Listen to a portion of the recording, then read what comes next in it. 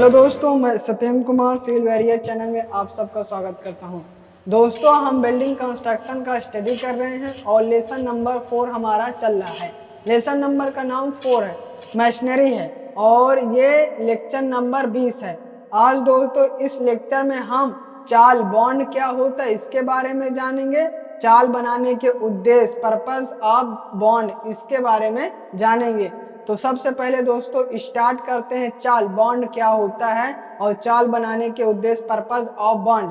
दोस्तों इस टॉपिक में से इसके बाद आएगा चाल बॉन्ड कितने प्रकार के होते हैं, उसमें से अंग्रेजी बॉन्ड और फ्लेमिंग चाल ये बहुत महत्वपूर्ण होता है और परीक्षा की दृष्टि से वो हर साल लगभग आता है कि अंग्रेजी बॉन्ड और फ्लेमिंग बॉन्ड में क्या अंतर होता है। तो दोस्तों पहले आज इसके बारे में पढ़ते हैं, तो फिर अगले लेक्चर में अंग्रेजी बॉन्ड और फ्लेमिंग बॉन्ड बहुत महत्वपूर्ण है उसके बारे में पढ़ेंगे।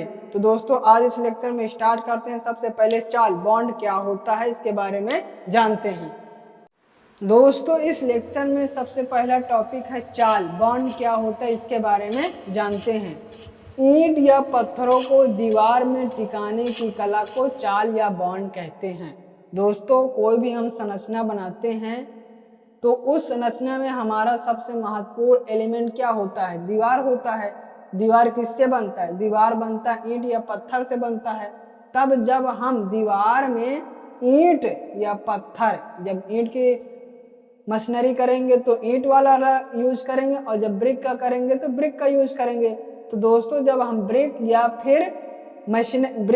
फिर स्टोन का जब मशीनरी करते हैं तो उसमें ब्रिक और स्टोन किस माध्यम से किस तरीके से उसको सेट करके दीवार तैयार किया जाता है वही चाल या बॉन्ड होता है।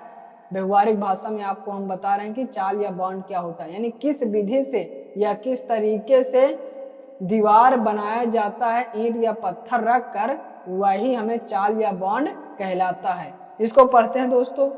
ईंट या पत्थरों को दीवार में टिकाने की कला को चाल या बॉन्ड कहते हैं। ये था दोस्तों। इसको थोड़ा दूसरी परिभाषा भी देखते हैं। ईंट चिनाई या पत्थर, ईंट चिनाई या फिर पत्थर चिनाई के क्रमागत रद्दों के ऊर्ध्वाधर जोड़ ही स्वतः ही भंग हो जाए एवं एकांतर रद्दों में बने ऊर्ध्वाधर जोड़ ठीक एक दूसरे के पे आ जाए, चाल या बॉन्ड कहते हैं। दोस्तों इसका मतलब ये कह रहा है एकांतर मतलब जो एक साइज है एक के बाद एक वही मैच कर जाए वही हमें बॉन्ड कहलाता है। इसको देखो दोस्तों, चित्र की सहायता से समझते हैं ये आखिर कह क्या रहा है। देखिए ईंट या चिनाई या पत्थर के क्रमागत रद्दों, क्या कह रहा है, क्रमागत रद्दों के ऊर्ध्वाधर मतलब वर्टिकल जॉइंट ही स्वतः भंग हो जाए और एवं एकांतर रद्दों में ऊर्ध्वाधर ठीक हो जाए। पहले देखिए क्या कह रहा है दोस्तों, पहले स्वतः एकांत क्रमागत भंग हो जाए। मान लीजिए ये वाले हम रद्दा लेते हैं, इसके बाद क्रमागत में ये वाला भंग हो गया, मगर एकांतर मतलब एक के अंतर बाद इसके अंतर एक ये होगा, इसके अंतर बाद फिर बने ऊर्ध्वाधर ठीक एक दूसरे के पे आ जाए। आ गया नहीं दोस्तों, ये देखिए यहाँ था हमारा जोड़, फिर यहाँ जोड़ होगा, एक के बाद अंतर हो गया वही जोड़ आ गया, तो इसे ही बॉन्ड कहते हैं। देखिए दोस्तों बॉन्ड क्या होता है इसके बारे में हम बता रहे हैं आपको।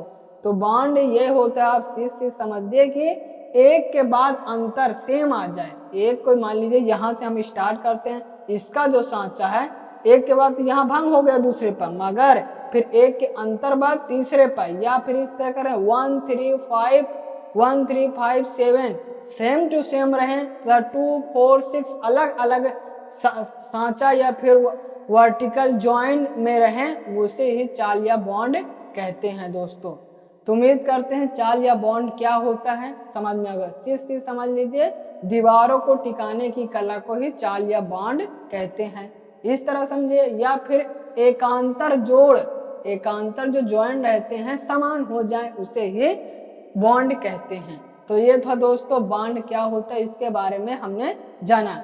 अब दोस्तों हम आखिर ये बॉन्ड बनाने का उद्देश्य होता क्या है इसके बारे में जानते हैं।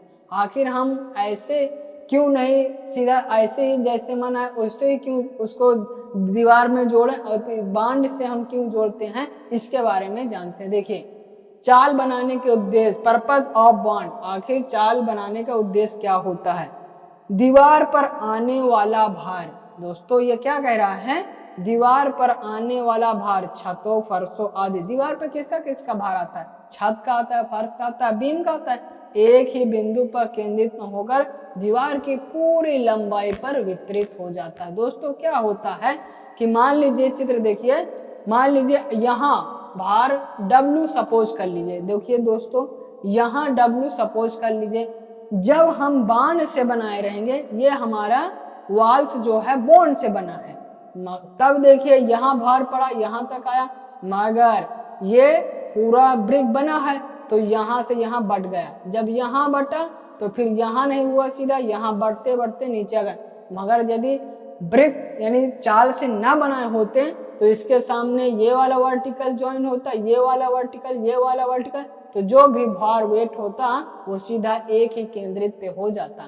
तो वही दोस्तों बात कर रहे हैं, चाल बनाने के उद्देश्य में, पर्पस ऑफ बॉन्ड में दीवार पर आने वाला भार छतों फर्शों आदि से एक ही बिंदु पर केंद्रित न होकर दीवार की पूरी लंबाई पर फैल जाता है। ये देखिए यहाँ से हमारा स्टार्ट हुआ मगर धीरे धीरे यहाँ तक फैल गया, और यदि हम बॉन्ड से न बनाए होते तो सीधा सामने आ जाता और एक पॉइंट लोड हो जाता, केंद्रित भार हो जाता, तो इससे हम केंद्रित भार से बच जाते हैं। ये पहला फायदा है।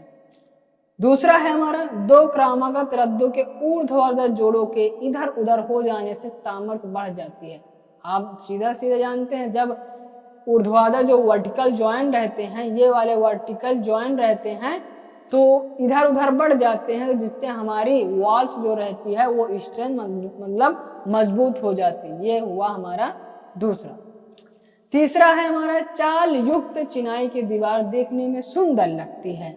देखिए दोस्तों ये आप देख रहे हैं, देखने में भी सुंदर लगती है, ये तीसरा पॉइंट है। और चौथा है, चाल बॉन्ड अपनाने से दीवार पर एक ही समय में कोई राजमिस्त्री मैसन कार्य करते हुए चिनाई को ऊपर उठा सकते हैं। सबसे बड़ा फायदा इसका यही होता है कि हमारा एक ही साइज में होता है। मान लीजिए आप कोई भी फार्मूला से सवाल लगाइए, दूसरा भी वही फार्मूला से लगाइए, एक फार्मूला एक साइज बन गया, मतलब संरचना बन गया कि आप उसी स्टेप पे काम करेंगे। तो यही होता है, चाल जो होता है, बॉन्ड होता है, तो एक जोड़ता रहता है इस साइड से राजमिस्त्री, एक साइड से इस जोड़, जिससे बनाने में हमें आसानी हो जाती है। तो चाल बॉन्ड बनाने से दीवार एक ही समय में कई राजमिस्त्री कार्य कर सकते हैं और चिनाई को ऊपर उठा सकते हैं। ये हमारा था दोस्तों चौथा स्टेप। और अब बात करेंगे पांचवा जो है लाभ, इससे क्या होता है। पांचवें लाभ के बारे में दोस्तों हम जानते कि आखिर पांचवा लाभ क्या है। क्रमागत रद्दों के ऊर्ध्वाधर जोड़ निरंतर न होकर आगे पीछे हो जाते, अगर यह जोड़ एक रेखा पर सतत आ जाए तो दीवार उस रेखा पर दो भागों में फटकर गिर जाएगी। सबसे बड़ा फायदा दोस्तों ये होता है कि जब एक ही वर्टिकल जॉइंट आते जाएंगे, आगे आएगा, तो कोई भी लोड लगेगा, चाहे वाइंड लोड लगे, चाहे लाइव लोड लगे, चाहे फिर डेप्थ लोड लगे, जो भी लोड लगेगा, जस्ट थोड़ा भी भार लगेगा, एक ही जॉइंट पे रहेगा तो हमारा दीवार टूट जाएगी। मगर जब हम चाल या बॉन्ड का यूज कर लेते हैं तो ऐसा नहीं होता है और हमारी दीवार नहीं टूटती है। तो चाल या बॉन्ड का सबसे बड़ा फायदा ये होता है कि हम मशीनरी में जब चाल या बॉन्ड की सहायता से कोई भी दीवार का निर्माण करते हैं तो सबसे पहले फटने का डर समाप्त हो जाता है। तो ये था दोस्तों चाल बनाने के उद्देश्य, पर्पस ऑफ बॉन्ड क्या होता है इसके बारे में हमने जाना। पहले टॉपिक में हमने चाल बॉन्ड क्या होता है ये जाना, फिर हमने चाल बनाने के उद्देश्य इसके बारे में जाना। तो दोस्तों उम्मीद करते हैं आपको यह लेक्चर अच्छा लगा होगा। यदि यह लेक्चर आपको अच्छा लगा हो तो लाइक करिए, सब्सक्राइब करिए, बेल आइकन पे ऑल पे क्लिक करिए, जिससे कोई भी हम वीडियो डालें तो आपको सबसे पहले पहुंचे। थैंक यू फॉर वॉचिंग दोस्तों।